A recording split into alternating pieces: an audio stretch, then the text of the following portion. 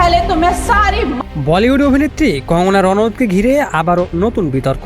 সম্প্রতি গুঞ্জন ওঠে তিনি নাকি কংগ্রেস নেতা রাহুল গান্ধীকে বিয়ে করতে চান, তবে শর্ত একটাই, রাহুলকে আগে বিজেপিতে যোগ দিতে হবে।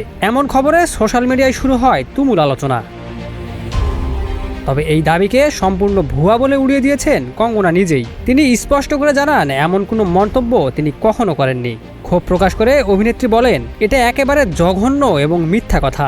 যারা এসব রটাচ্ছে তাদের লজ্জা হওয়া উচিত। মহিলাদের প্রতি কোনো সম্মান নেই বলেই এমন গুঞ্জন ছড়ানো হচ্ছে। উল্লেখ্য, এর আগেও কঙ্গনা রনৌত প্রায় রাহুল গান্ধীকে নিয়ে কড়া মন্তব্য করেছেন। কখনো তাকে টপরি বলে কটাক্ষ করেছেন, আবার কখনো তার আচরণে নারীরা অস্বস্তিতে পড়েন বলেও দাবি করেছেন। যদিও রাহুলের বোন প্রিয়াঙ্কা গান্ধীর ভদ্রতা ও আচরণের প্রশংসাও করেছেন তিনি। সব মিলিয়ে কঙ্গনার নাম জড়িয়ে নতুন এই বিয়ের গুঞ্জন এখন নিছক গসিপ, যা নিয়ে শুরু হয়েছে নতুন বিতর্ক। Desk report, news flash 71।